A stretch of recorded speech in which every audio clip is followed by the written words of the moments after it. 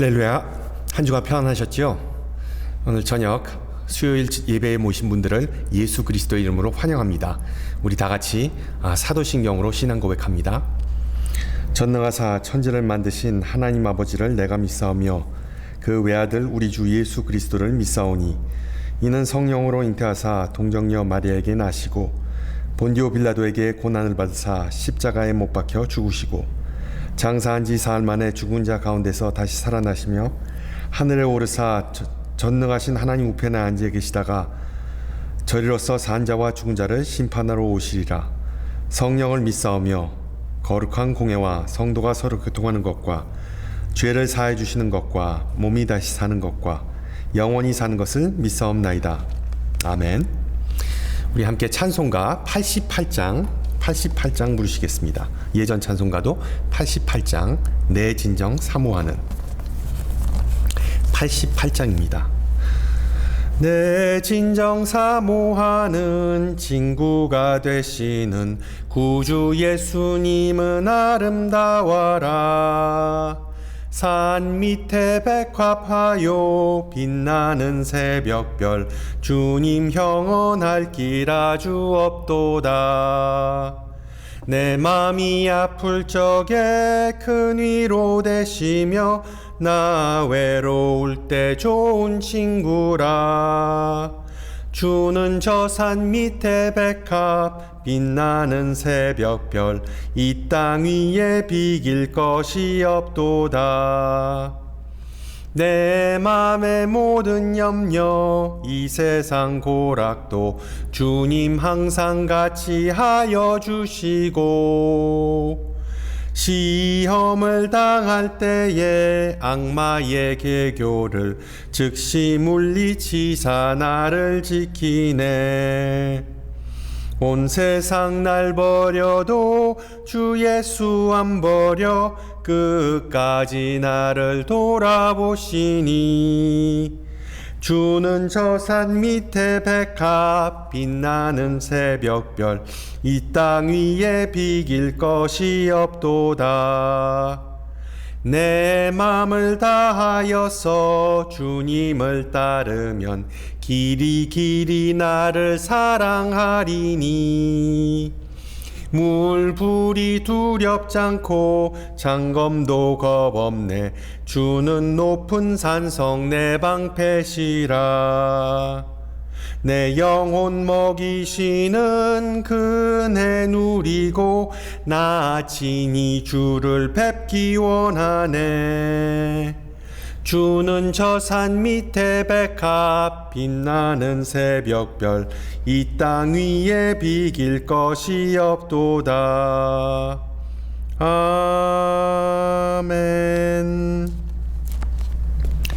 하나님께서 오늘 저녁 우리에게 주신 말씀 신약성경 누가복음 9장 28절에서 36절 말씀입니다. 누가복음 9장 28절에서 36절 제가 가진 성경으로 신약성경 107페이지입니다. 누가복음 9장 28절에서 36절 말씀을 받들어 봉독합니다. 이 말씀을 하신 후 8일쯤 되어 예수께서 베드로와 요한과 야고보를 데리고 기도하시러 산에 올라가사 기도하실 때 용모가 변화되고 그 옷이 휘어져 광채가 나더라. 문득 두 사람이 예수와 함께 말하니 이는 모세와 엘리야라.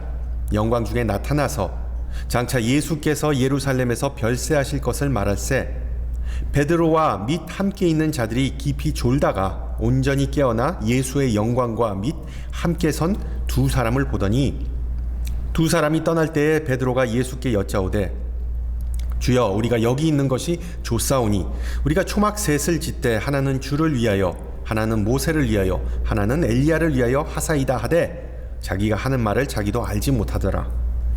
이 말 할 즈음에 구름이 와서 그들을 덮는지라 구름 속으로 들어갈 때 그들이 무서워하더니 구름 속에서 소리가 나서 이르되 이는 나의 아들 곧 택함을 받은 자니 너희는 그의 말을 들으라 하고 소리가 그침에 오직 예수만 보이더라. 제자들이 잠잠하여 그 본 것을 무엇이든지 그때에는 아무에게도 이르지 아니하니라. 아멘. 지난주에 이어 무더운 여름에 하나님의 평안과 쉼을 누리는 방법을 계속해서 나누고자 합니다. 이 LA 카운티에서 다시 코로나 확진자가 급격하게 늘면서 이 거리 두기와 그리고 마스크 착용을 시행한다는 소식 들으셨을 겁니다.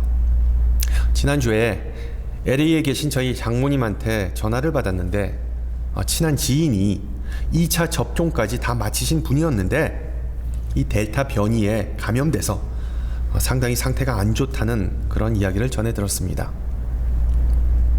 많은 의사와 과학자들이 이 주사, 이 접종만으로는 코로나에 대한 완전한 보호를 받을 수 없다는 경고를 거듭해 왔는데 미국에서는 아직도 수많은 사람이 주사를 맞을 계획이 없다는 보도를 보면서 어떻게 보면 참 힘이 빠집니다.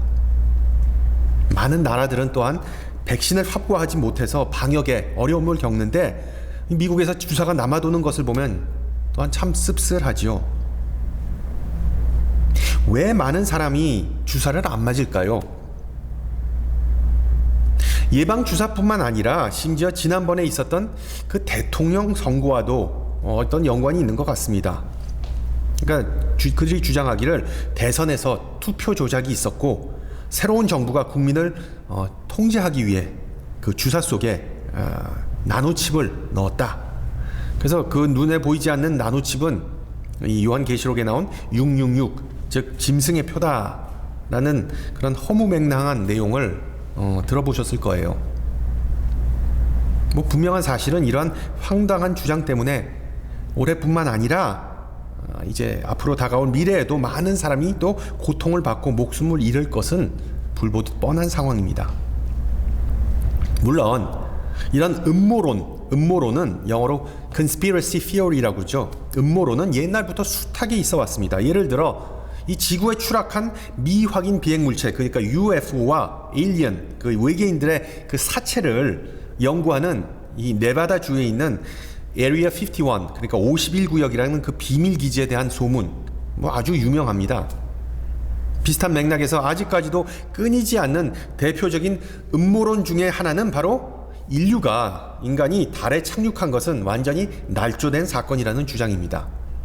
여러분, 그 우주 비행사들이 미국 국기를 그 달 표면에 꽂은 사진을 보신 적이 있을 겁니다. 그 사진을 잘 보면 국기가 이렇게 펄럭이는 듯한, 바람에 휘날리는 듯하게 보입니다. 음모론자들은 달에 바람이 안 부는데 어떻게 국기가 펄럭일 수 있는가? 이것은 그 사진을 찍은 사람의 실수이자 음모이자 조작이다라고 말합니다. 과거에 저는 그 주장을 듣고 보니까 저도 그 아폴로 11호에 대한 기사가, 그 스토리가 어떤 거대한 음모, 비밀을 숨기고 있지 않은가라고 혹하게 되더라고요. 그러면서 당시에 미국이 소련에 밀리지 않기 위해 그런 사진을 일부러 조작했다는 그런 음모론, 그런 의구심이 좀 싹트기 시작하더군요. 정말 한순간이었습니다. 나중에 어느 TV 다큐멘터리를 보았는데 당시에 과학자들도 달 표면의 중력이 지구보다 약한다는 것을 알고 그 국기 안쪽에 이렇게 와이어, 그러니까 철사를 끼워 넣었다고 하더라고요.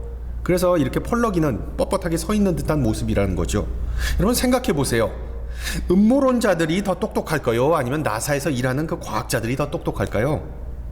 우주선을 달에 보낸다는 그런 엄청난 계획, 그 계획을 짜면서 수십만 가지의 그 가정과 가능성과 위협과 그리고 그런 모든 것들을 놓고 씨름한 사람들이 바로 그 과학자들인데 그런 생각을 다 안 해봤겠습니까?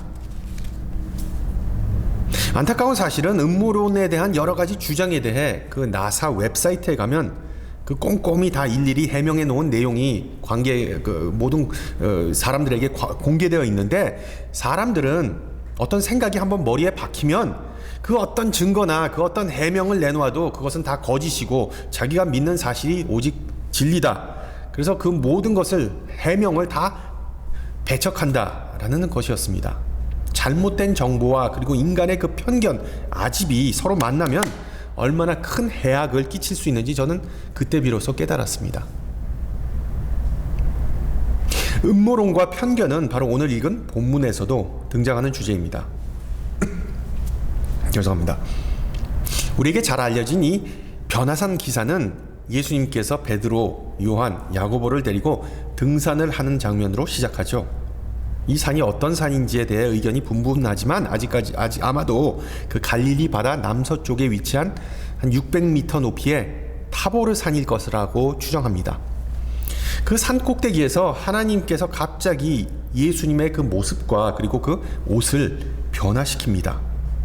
또한 구약의 대표적인 인물인 그 모세와 엘리야가 등장하면서 예수님의 떠나심, 즉 죽음을 예언합니다. 그리고 난 후에 구름이 그 산을 완전히 덮어버립니다. 알다시피 성경에서 구름은 하나님의 현현, 하나님의 임재를 상징하죠. 하나님께서 이 산에 계시다는 사실을 알고 난 후에 제자들은 당연히 겁에 질리고 엎친 데 덮친 격 하나님의 목소리가 마치 천둥처럼 울립니다. 이는 나의 아들 곧 택함을 받은 자니 너희는 그의 말을 들으라. 정말 환상과 같은 사건이 눈 깜짝할 사이에 벌어집니다. 그리고 다시 정신을 차리고 보니까 예수님만 그 홀로 서 계신 모습, 그 아무 일도 없었던 것처럼 예수님만 홀로 서 계신 모습만이 보입니다. 정말 깜짝 놀란 제자들은 정말 어이가 없어 한동안 아무 말도 못하였다는 것이 바로 오늘 이야기 사건의 개요입니다. 부활 이후 승천 사건을 제외하면 예수님께서 이와 같이 초자연적이고 어떤 이계적인 존재로 성경에서 묘사된 적은 이 변화산 사건밖에 없죠. 따라서 오늘 본문은 어떤 면에서 보면 이 타블로이드, 이 싸구려 찌라시 같은 데서나 찾아볼 수 있는 외계인이나 비행 접시에 대한 목격담이나 음모론을 좀 연상시키기도 합니다. 왜? 황당한 내용이기 때문이죠. 물론 예수님의 변화산 사건과 연애 찌라시에서 찾아볼 법한 그 외계인 목격담을 음모라고 부르는 것은 어불성설이라고 생각할 수도 있습니다. 그런데 이 음모론이 무엇인가? 음모론에 대한 정의를 사전에서 찾아보면 사회에 큰 반향을 일으킨 사건의 원인을 명확하게 설명하지 못할 때 그 배후에 거대한 권력 조직이나 비밀스런 단체가 있다고 해석하는 것을 바로 음모론이라고 정의합니다. 따라서 오늘 본문의 내용은 음모 또는 음모론과도 분명한 연관성이 있습니다. 그 어떤 외계인이 아닌, 우주인이 아닌 천지를 창조하신 전능하신 하나님이라는 그 거대한 권력자께서 분명히 개입해 있기 때문입니다. 하나님은 인간의 역사의 한순간, 한 장소에 직접 개입하셔서 단순한 어떤 등산 나들이를 엄청난 폭로의 장으로 변화시켜 버리십니다. 만들어 버리십니다. 예수님은 하나님의 선택받은 자이자 메시아, 사랑받는 아들이라는 그 사실을 공포하십니다. 보다시피 이야기의 시작부터 끝까지 하나님의 그 손길, 역사하심이 미치지 않는 부분이 없습니다. 문제는 방금 전에 말씀드렸듯이 음모 또는 음모론이라는 단어는 이 현대에 들어와서 상당히 부정적이고 그리고 기분 나쁜 그런 의미를 갖게 됐다는 점입니다. 그럼에도 불구하고 음모라는 단어는 오늘 이야기를 설명하는 가장 적절한 단어라고 볼 수 있습니다. 왜? 음모를 영어로 conspiracy라고 하는데 이 conspiracy 혹은 conspire, 즉 conspire는 바로 함께 숨을 쉬다라는 라틴어에서 유래한 단어입니다. 여러분, 사극을 보면 영모 또는 역천을 꿈꾸는 무리가 비밀스럽게 모여서 함께 호흡하면서 함께 숨을 쉬면서 작당모의 하는 것이 바로 음모, conspiracy의 원래의 의미입니다. 그러나 좋은 의미에서의 음모는 바로 하나님께서 자신의 왕국과 그 자신의 계획을 이 땅에 구체적으로 실현하시는 것입니다. 그래서 여기서 말하는 음모란 conspiracy라는 것은 앞서 말씀드렸듯이 하나님께서 우리와 함께 숨을 쉬면서 함께 계획을 세우신다는 그런 의미입니다. 좋은 의미이죠. 여러분, 오순절 마가의 다락방에 그 모였던 120명의 제자들 참 빼곡하게 모였던 그 모습 보이시죠? 마스크도 쓰지도 않고 지금 같은 때에 그러면 큰일 나겠죠. 그 120명의 제자들은 함께 한 곳에 모여서 함께 호흡했다고 성경은 기록하고 있습니다. 뿐만 아니라 하나님과 함께 호흡했죠. 왜? 성령께서 그들에게 임하셨다고 사도행전에 나오는데, 성령을 히브리어로 루아흐, 즉 숨결, 바람, 아니면 영, 스피릿으로 번역합니다. 하나님은 인간을 통해 인간과 함께 역사하시는 분이시기 때문에 그분의 숨결, 즉 성령이 우리를 채우면 우리는 생명력과 능력과 영감을 얻어서 이 세상 속에서 하나님의 계획, 하나님의 나라를 위해 기꺼이 음모를 수행해 나갈 수 있는 것이죠. 산 정상에서 예수님께서 하나님과 함께 호흡하는 장면, 또한 모세와 엘리야가 하나님과 함께 호흡하는 장면, 그리고 베드로, 야고보, 요한도 하나님과 함께 호흡하는 장면, 그 호흡하는 법을 조금씩 터득해 가는 그 과정, 참 대단한 그림이죠. 하나님과 호흡하면서 하나님께서 그리신 그 큰 그림, 그 큰 계획에 참여하게 되는 짜릿한 사건입니다. 여러분, 산 꼭대기에 올라가서 깨끗한 공기를 들이마시면서 그 아래에 펼쳐진 그 멋진 풍경을 바라보면 얼마나 짜릿한지 등산하신 분들 잘 아실 겁니다. 이 숨쉬기, 호흡의 중요성에 대해 아무리 강조해도 부족하지 않겠지만 의사들은 대체적으로 말합니다.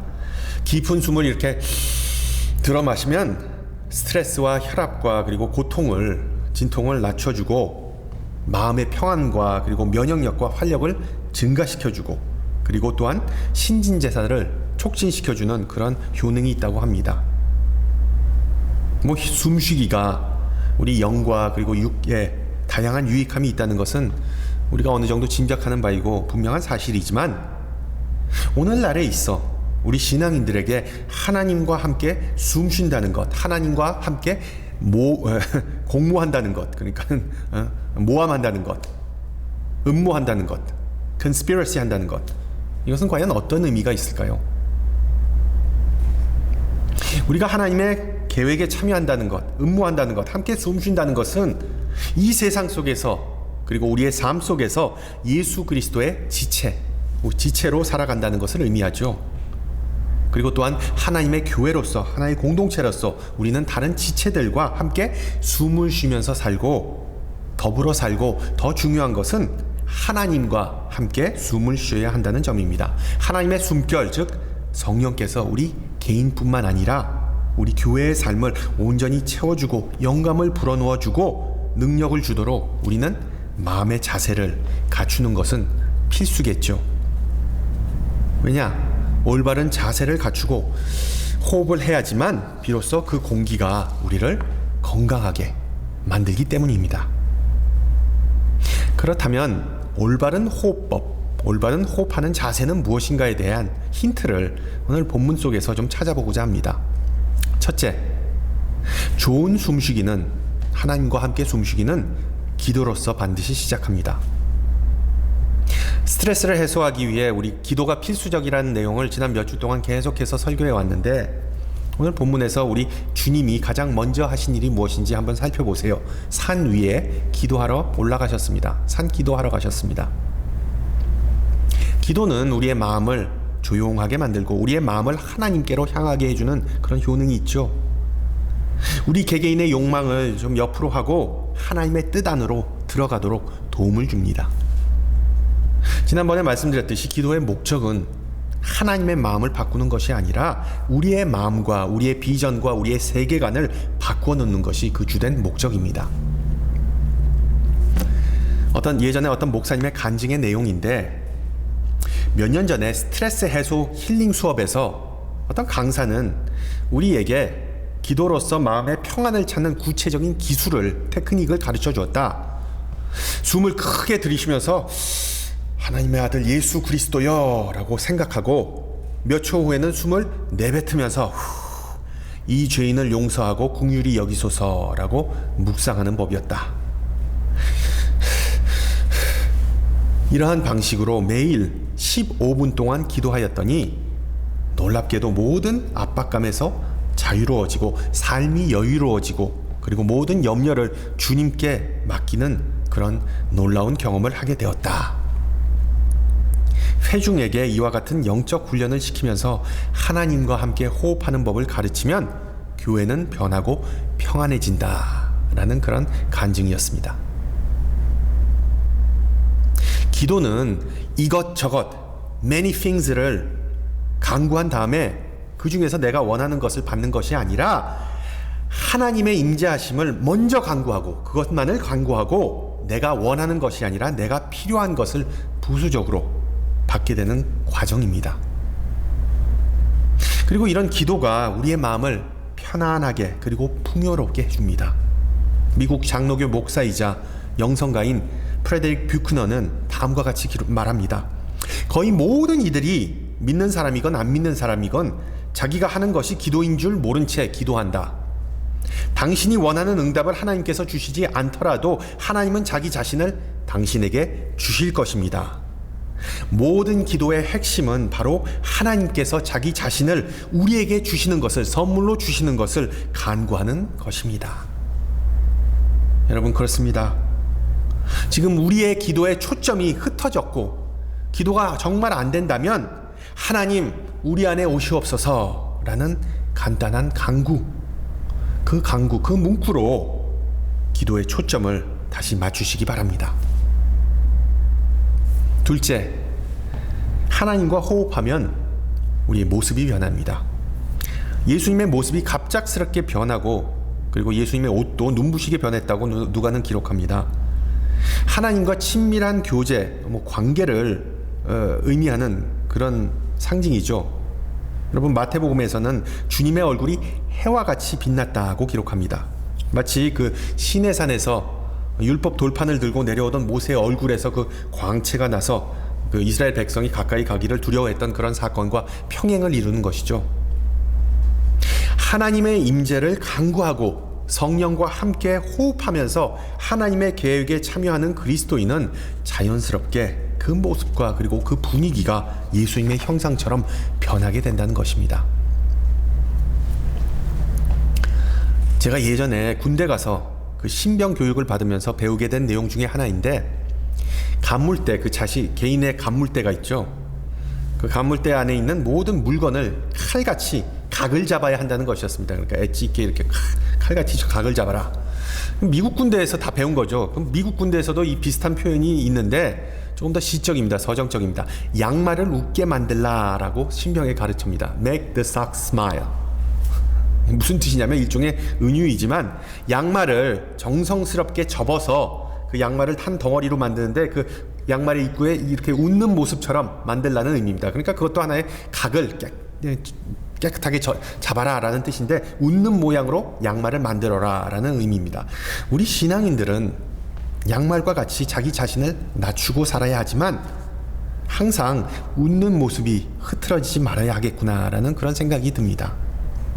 여러분, 양말이 지저분하고 냄새 나더라도 우리에게 필수적인 것이고, 세탁한 후에는 항상 깔끔하고 각 잡히고 웃는 모습으로 옷장 안에서 차곡차곡 정리되어 있어서 우리가 기다리고 있으면 언젠가는 예수님께서 우리를 꺼내 사용하시겠죠. 우리가 하나님과 함께 호흡하면 우리의 모습과 분위기, 삶 그 자체가 변합니다. 모세도 그랬고 예수님도 그랬고 우리도 그렇습니다. 때로는 그 변화가 눈에 띄지 않을지라도 우리가 하나님과 함께 호흡하기만 하면, 우리가 성령의 속삭임에 귀를 기울이고 마음을 열고 순종하는 삶을 살면 우리는 분명히 조금 다른 사람처럼 보이게 되고 다른 사람처럼 말하고 행동하게 될 것입니다. 예를 들어 짜증나게 하는 사람에게도 웃음으로 응수할 수 있고, 이웃에 대해 뒷담화나 아니면 험담하지 않고 진실만을 말하게 됩니다. 그리스도께서 우리를 사랑하셨듯이 우리도 사랑을 베풀면서 항상 온유하고 남을 용서하는 그런 여유를 가지게 됩니다. 이것이 바로 구원받아서 하나님과 교제하는, 하나님과 소통하는 그런 삶의 증거이죠. 셋째, 하나님과 호흡하면서 우리는 자기 희생과 절제를 배우게 됩니다. 본문을 보시면 모세와 엘리야가 나타나서 하나님의 계획에 대해 간단하게 설명하죠. 특히 예루살렘에서 예수님께서 별세하실 것이라는 쉽지 않은 그 어떤 사망에 대한 주제를 예고합니다. 인간이 하나님의 음모에 참여하고 하나님과 함께 호흡하다 보면 하나님의 계획을 쉽게 수긍하기가 어려울 때가 많습니다. 우리가 여전히 이 코로나라는 엄청난 사건에 맞서 신앙적으로 그리고 신학적으로 정립이 잘 안 되는 상황 속에 있지만 하나님의 뜻이 분명히 어디에 있을 거라는 것 자체는 우리가 부인할 수는 없겠죠.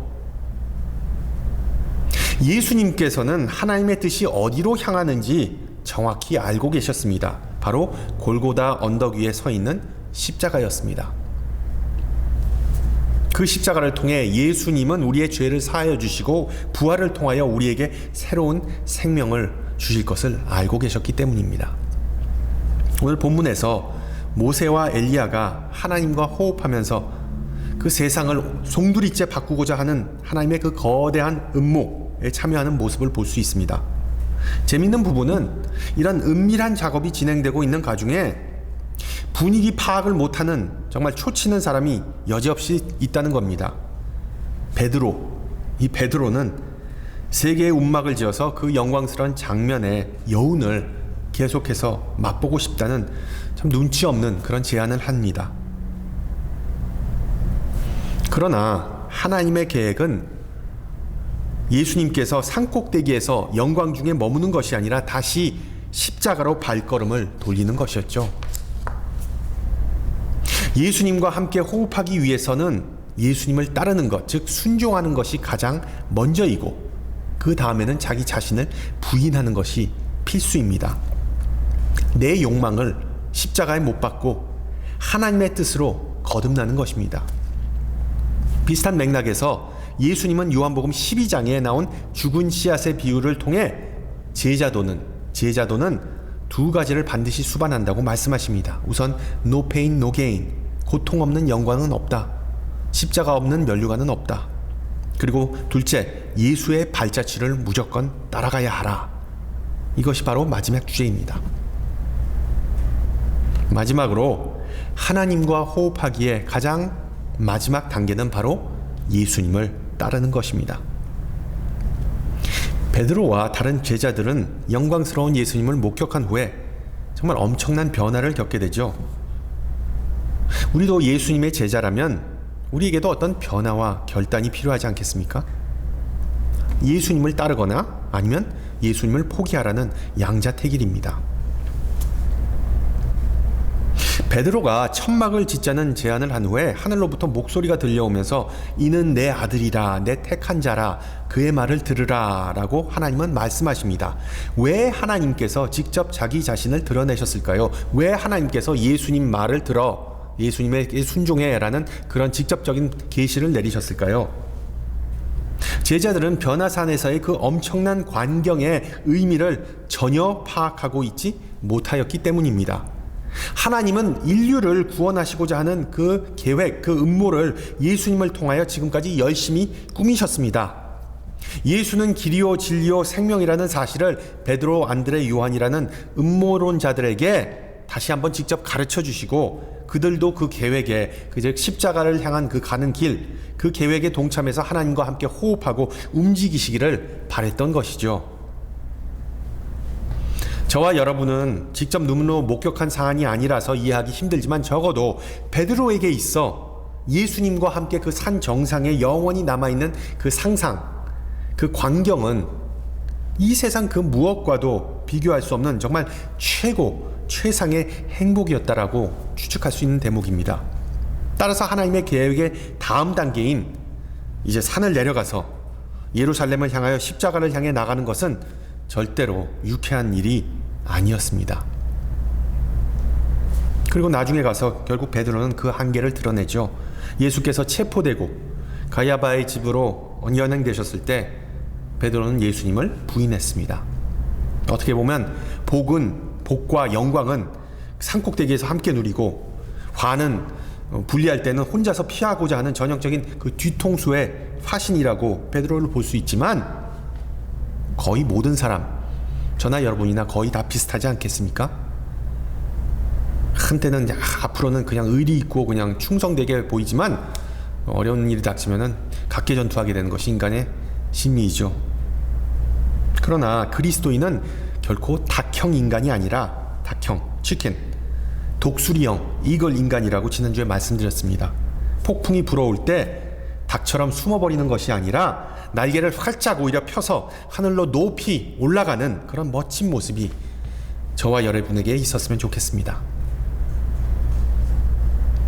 신성 로마 제국, 즉 현대의 독일의 황제였던 하인리히 2세는 11세기의 황제였는데 독실한 그리스도인이었기도 했습니다. 끊임없는 그 궁중의 그 왕궁의 그 모략과 정치적 음모 그리고 허영심에 신물이 났던 이 황제는 결국 어느 날 수도사가 되기를 결심하고 수도원장과 자신의 그 서원, 수도승이 되기 위한 그 서원에 대해 상담을 했습니다. 그리고 그 황제와의 긴 신앙 상담을 마친 후에 그 수도원장은 황제가 수도사가 되는 것에 대해 반대한다는 입장을 내놓았습니다. 그는 황제에게 이와 같이 말했답니다. 폐하, 수도승에게 있어 가장 중요한 것은 순종입니다. 서원을 하시기 전에 하나님의 명령에 완벽하게 복종할 것을 약속하셔야만 합니다. 그러자 황제는 그렇게 하겠다고 응답했습니다. 완벽한 복종이라는 것은 저뿐만 아니라 이 수도원에 있는 모든 장로들의 명령을 의미합니다. 라고 수도원장이 말하자 황제는 그렇게 하겠다고 또 답변했습니다. 그러자 수도원장은 마지막으로 이렇게 명령했답니다. 황제는 즉시 다시 왕궁으로 돌아가서 제국을 다스리는데 온 힘을 쓸 것을 명합니다. 백성을 섬기라는 주님께서 맡겨주신 그 사명을 겸손히 그리고 온 힘을 다해 완수하십시오.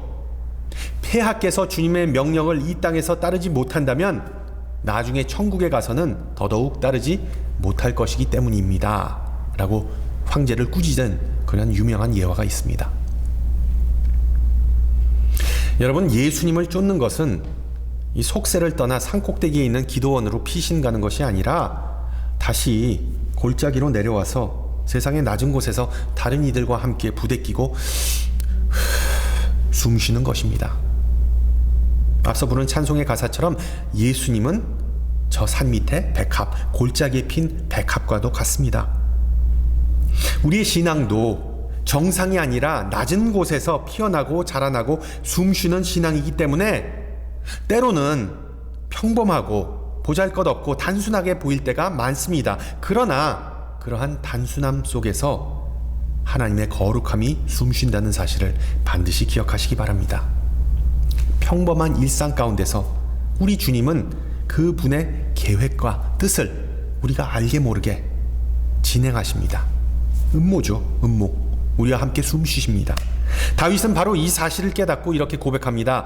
내가 비록 사망의 음침한 골짜기로 다닐지라도 해를 두려워하지 않을 것은 주께서 나와 함께 하심이라. 주의 지팡이와 막대기가 나를 안위하시나이다. 할렐루야.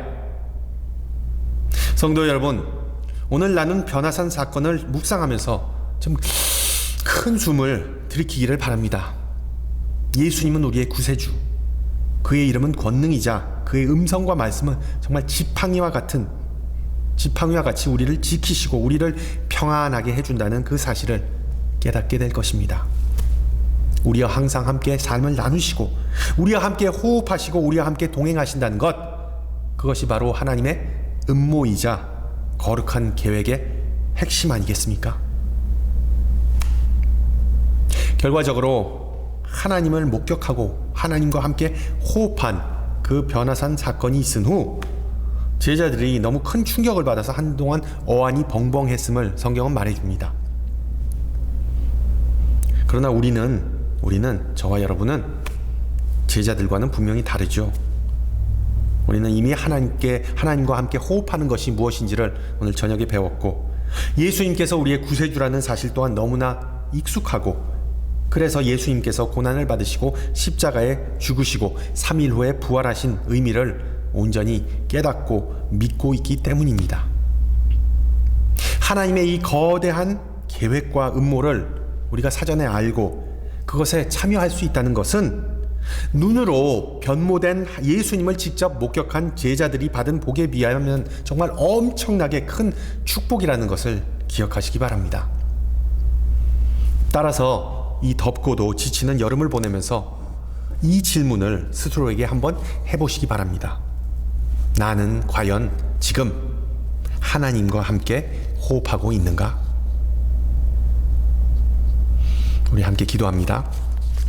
거룩하신 하나님, 변화산에 자신을 드러내셨듯이 오늘 이 저녁에도 말씀을 통하여 우리에게 드러내 주심을 감사드립니다.